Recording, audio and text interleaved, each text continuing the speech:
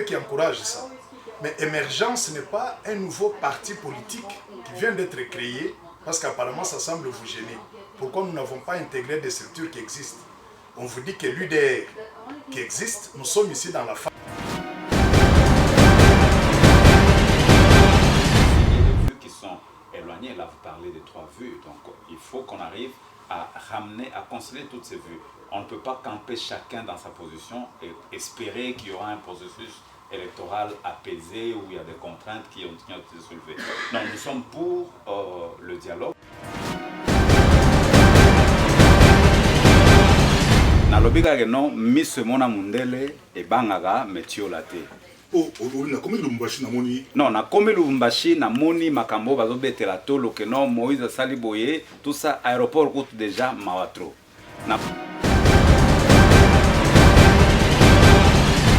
Chers téléspectateurs du micro du pasteur Bobo, partout où vous êtes à travers le monde, nous vous disons bonjour ou bonsoir, ça dépend de l'heure à laquelle vous nous regardez. Nous savons que vous êtes de plus en plus nombreux à nous suivre. Nous vous avons promis 2015-2016, c'est vraiment politique pour la République démocratique du Congo. Et aujourd'hui, avec nous ici à Bruxelles, on est vraiment au siège de l'Union européenne, Club Presse de l'Union européenne, où nous venons d'assister à une conférence du nouveau parti UDR Émergence. Et nous sommes avec le président national du parti UDR Émergence, M.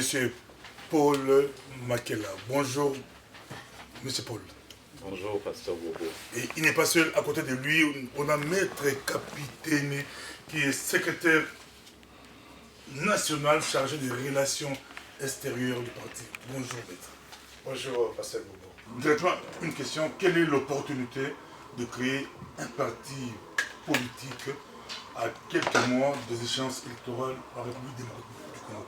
Pourquoi ne pas intégrer des grands partis qui existent déjà? Oui, premièrement, l'opportunité est là, parce que le peuple est demandeur. Pourquoi je dis que le peuple est demandeur? Parce que le peuple s'est lassé de l'inefficacité des partis politiques à qui ils ont fait confiance en donnant de voix.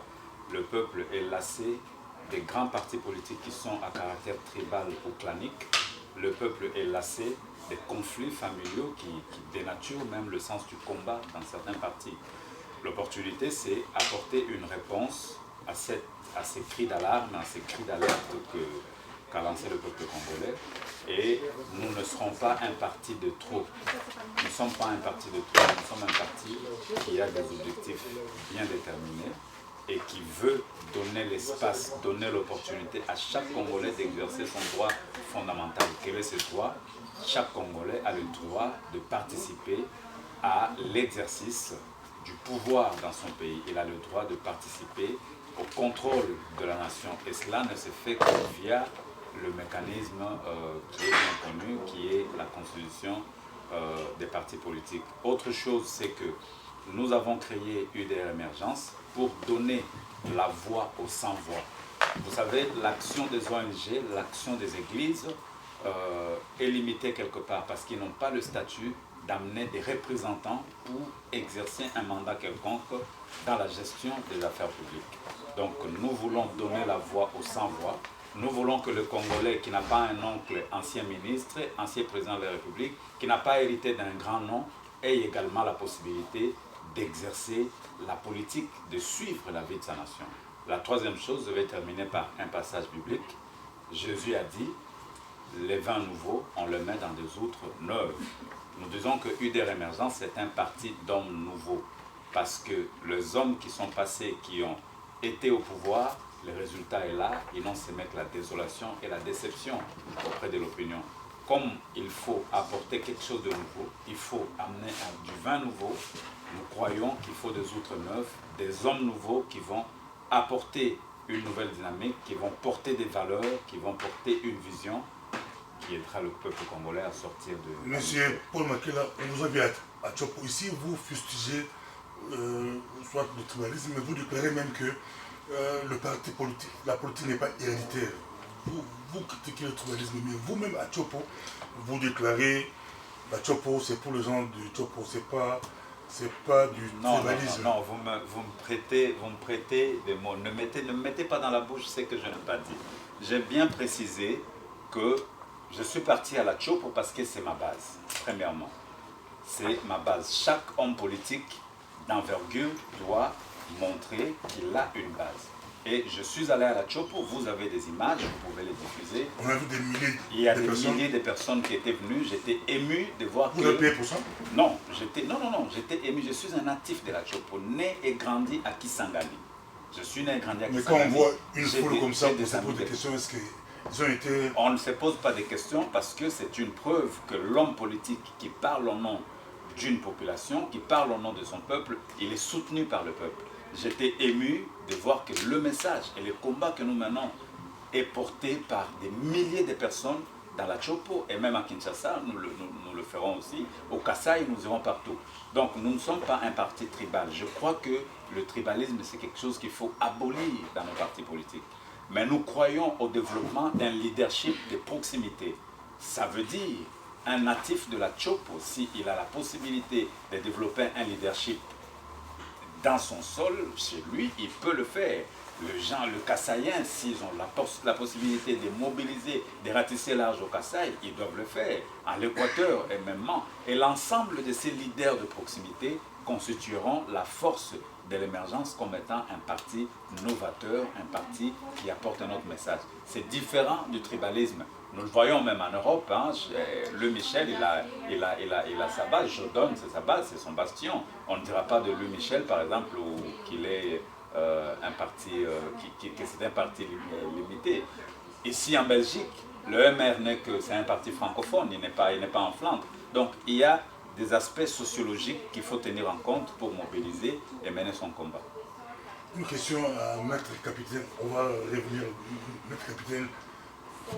Un parti pour des hommes nouveaux dans la diaspora. Parlez un peu de la diaspora. Est-ce que ces mouvements est suivi? Bon, déjà, je tiens à remercier tous les téléspectateurs qui nous suivent au micro de Pasteur Bobo.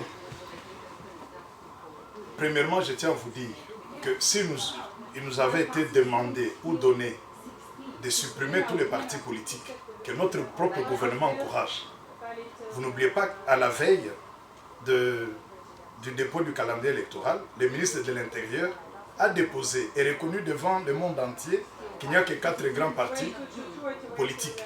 Donc c'est eux qui encouragent ça. Mais Émergence n'est pas un nouveau parti politique qui vient d'être créé parce qu'apparemment ça semble vous gêner. Pourquoi nous n'avons pas intégré des structures qui existent? On vous dit que l'UDR qui existe, nous sommes ici dans la phase de redynamisation, de la relance, de la fusion d'un parti, UDR, du professeur Lombert Bosongo Likundeli, qui en ce moment est sénateur de la République démocratique du Congo, membre de l'opposition. Donc après les échéances électorales, nous sommes encore en pleine négociation pour que nous nous appelions Émergence. Nous allons garder le même numéro d'ordre. S'agissant de l'homme nouveau, je vous dis que des tensions sociales palpables dans notre pays. M. Paul Makela qui vous a parlé tout à l'heure, vous avez invoqué les images. Il a côtoyé la misère de notre peuple. Ça vous a étonné que lui qui n'est pas au pouvoir, qu'il soit accueilli de la sorte.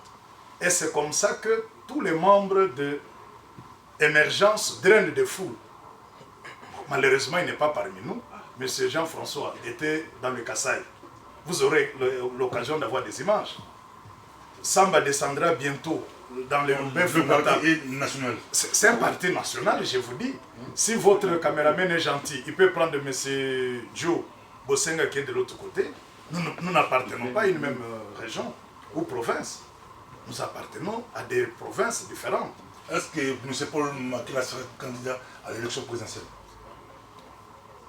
Écoutez, tout n'est pas exclu. Nous sommes en train de... Nous y travaillons. Mais il ne faut pas être candidat juste pour compléter une liste, il faut être candidat pour porter un message, porter une vision concrète. Donc nous travaillons encore, nous négocions avec nos différents partenaires pour voir quelle sera la position du DER Émergence à le moment venu. C'est trop tôt pour le dire. Si on pose la question pourquoi vous avez quitté Joseph Kabila, est-ce que vous êtes toujours avec Ken Wadon?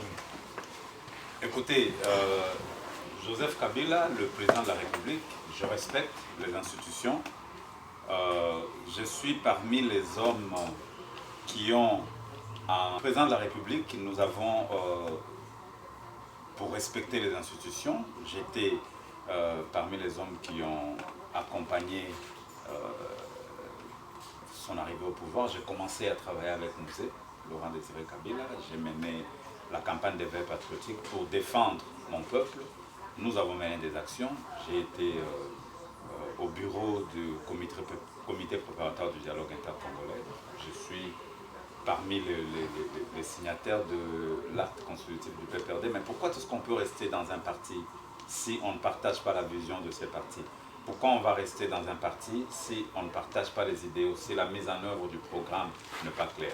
Je m'étais déjà expliqué à ce sujet il y a plus de 10 ans.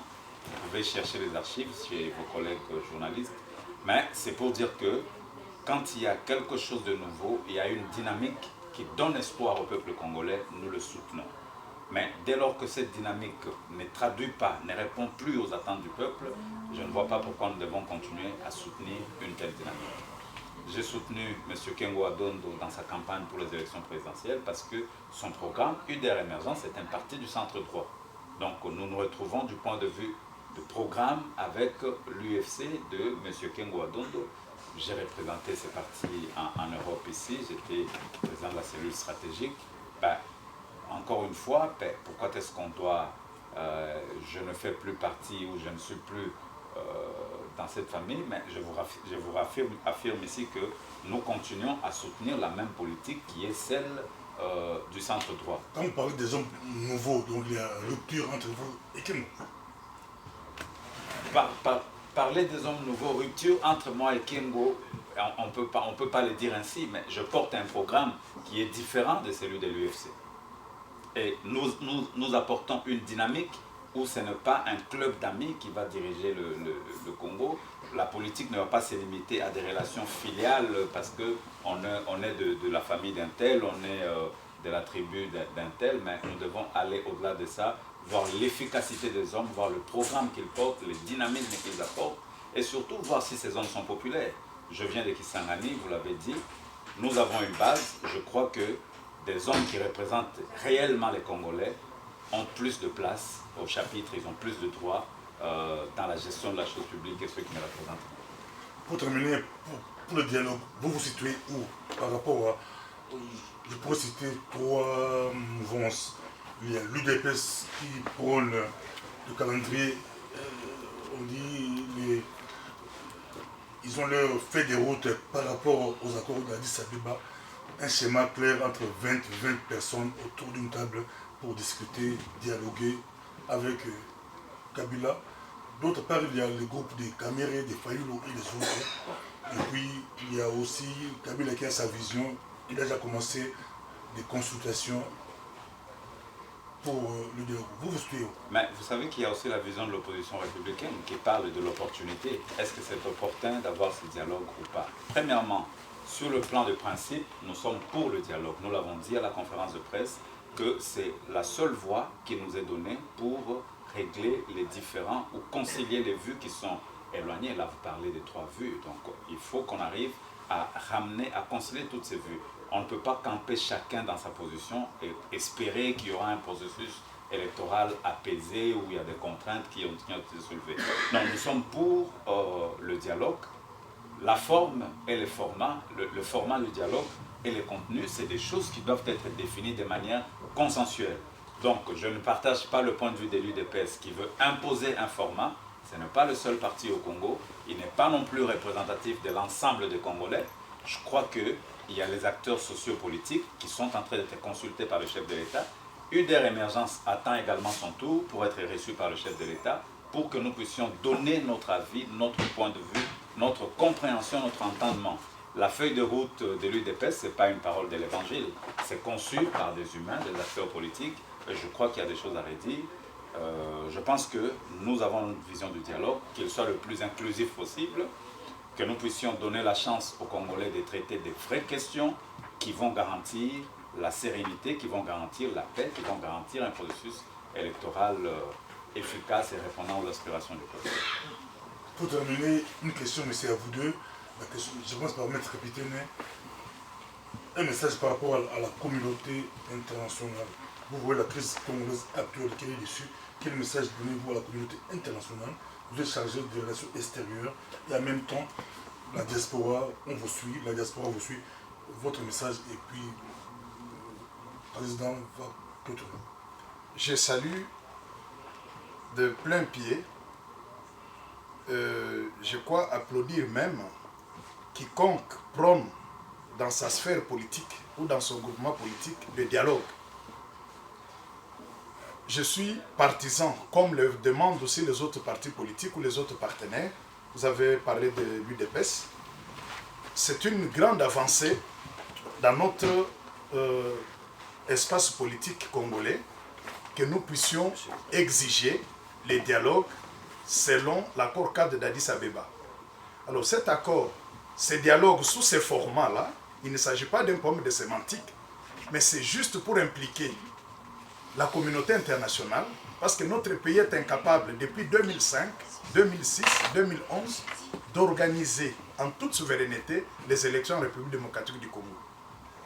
Alors, le schéma de l'accord cadre d'Addis Abeba va permettre à toutes les parties autour de la table, chacune en ce qui la concerne, d'honorer les engagements. Vous savez qu'en 2006, nous avons reçu 500 millions d'euros pour la tenue de ces élections. Et si on ne les a pas, le gouvernement congolais vous dit 1,5 milliard, et après on vous dit les caisses de l'État sont vides. Il faudrait maintenant que les Congolais, la communauté internationale comprennent que les dialogues, selon l'accord d'Addis Abeba, est incontournable. C'est un salut pour nous tous, parce que les partis qui seront autour de la table vont dégager les calendriers respectables, parce que la communauté internationale s'engagera aussi à mettre des moyens à la disposition de la CENI. Par contre, la CENI, dans sa composition actuelle, doit être refondée de fond en comble. Ce n'est pas fiable. Même ceux qui l'animent, c'est vrai que je ne suis pas d'accord. C'est un jeu de théâtre. Ceux qui disent que la CENI doit réformer, doit faire ceci, mais ils ont des représentants au sein de cette CENI. Ce qui est simple, c'est de retirer leurs représentants au sein de la CENI. La réforme va s'imposer dans moins de 10 jours. On aura la solution. Que d'installer les brouhaha, tout ça, c'est pour faire le spectacle. Voilà. Voilà, moi, pasteur, le message que je vais lancer à travers votre micro, premièrement, c'est un message d'espoir et de confiance que nous pouvons donner à notre peuple. Une question m'a été posée sur la fiabilité du processus électoral. J'ai dit le processus sera fiable techniquement. D'un côté, il y a des problèmes financiers que la CENI doit résoudre. Mais quelle est notre responsabilité, nous, partis politiques? Quelle est notre responsabilité, nous, peuple congolais? C'est de nous approprier ces processus. Et nous avons dit à nos frères qui sont à l'étranger, qui nous suivent de par le monde, plutôt que d'être spectateurs, il est temps que nous soyons tous acteurs. Et être acteur, ça veut dire quoi? Il faut mouiller le maillot. Il faut que tous nous puissions descendre sur le terrain. J'encourage ceux qui le font. UDR Émergence est disposé à recevoir les candidatures, à recevoir les ambitions des uns et des autres et à les transformer. Parce que je crois que s'il y a des hommes et des femmes qui ont de l'expérience ici à l'étranger, qui ont de l'expérience partout, qui ont des compétences à mettre à la disposition de leur peuple, s'ils n'ont pas le moyen de le faire, qu'ils viennent, qu'ils se joignent à nous. Nous aiderons tout le monde à prendre une commune, être bourgmestre de commune, être député national, être ceci. J'encourage l'expression des ambitions et UDR Émergence est un cadre qui permettra aux uns et aux autres d'exprimer ces ambitions et de les avoir gérées. Donc j'appelle à la responsabilité de nos frères. Non, si la dernière question c'est Ngala, tout le monde qui a très populaire dans Kisangani, tout le monde qui a image, aussi des déclarations. Na kinto éviter ce baibio, na lumba je éviter, mais au lobby, notamment dans mon délai, abanga amétiste, apparemment, adversaire dans la politique à Samonani, Moïse Katumbi, Baliko Landayo, Okolo Banini, est-ce que na lumba je baibio? Ah, pasteur, pour l'année polémique, tu as des vidéos, tu as des vidéos. Est-ce que ngana tangi komba mutu? Na tangi komba mutu te. nalobi kaka non miso mona mundele ebangaka metiola te. Non, na komi Lubumbashi na moni makambo bazobetela tolo ke non Moïse asali boye tout ça aéroport coûte déjà mawatro. Na komi na Kisangani bazolo ba manisa zo sala boye na moni kutolo moko te. Na binini na binde na ba congolais ke non muto bangisa muninga te. Na lobi eloko za na Congo za système d'intimidation azolo ba ke non ngana yanke nzokande abiaza yanke mais côté moko boye aza yuma. Eloko na yesi ba congolais za ke non yanke na plan yuma na plan. Muto azo bangisa yo ke non yaza danze na côté moko boye amona repe danze te. Sikoyo na côté moko amona repe danze te. Donc ngai par exemple na yesi ba congolais base la complexité. Muto bangisa bango te biso to mona makambu ya koleka wana. Toza pe a mesure ya kosala makambu ko leko bato ba betela tango wana. So na bige miso mona mundele banga ametiste parce que mutu moko la kisi bino ke ana couleur kanise ga mundele mundele te ala mutu mwindu. Sikoyo biso to sala makambo yo mundele aondima. Omoni il faut zala mutu pona mamboko yo biso to sala. Ba Jean-François Bofo bazala lobbyiste na parlement européen. Biso za ba consultant na ba banque na ba union européenne et tout ça. Yo kasi mundele so andimi mayele na yo. Eloko nini kozanga yo poko bongisa Congo. Bato ba loba ke no basala. Bala biso CV ke asale pa mundele ndima ye. Tout ça la mundele banzimi biso. On est à mesure ya kobongisa Congo. Politique héréditaire, voilà, on t'a dit direction. Politique héréditaire, t'es allé de père office, t'es allé parce que papa na yo comme on a un moukadi, yo pe oza moukadi, automatiquement on a politicien. Merci.